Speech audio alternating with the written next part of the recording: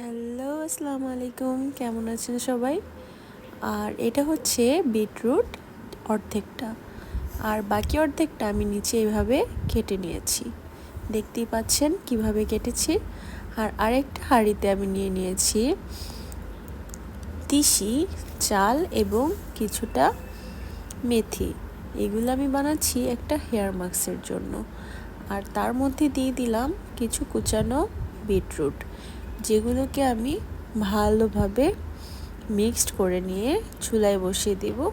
এবং এটি চুলে দিলে চুলগুলো ন্যাচারালি একটা কালার আসে, যেটা দেখতে খুবই সুন্দর লাগে।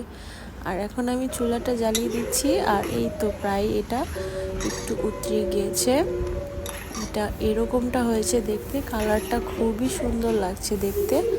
আর জিনিসগুলো একটু একটু ফুটে এরকম হয়ে যাবে, কারণ এরকমটা হলে তখন ভিতর থেকে যে জিনিসটা আমার দরকার সবগুলো ভালোভাবে ফুটে সেটা হয়ে যাবে, আর তারপরেই হয়ে যাবে। আর এই তো নামানোর পরে কিছুটা এমন হয়েছে দেখতে সবগুলো জিনিস। এগুলো ছেঁকে আমি পরটি বানিয়ে নেব। বাস এই তো, আল্লাহ হাফেজ।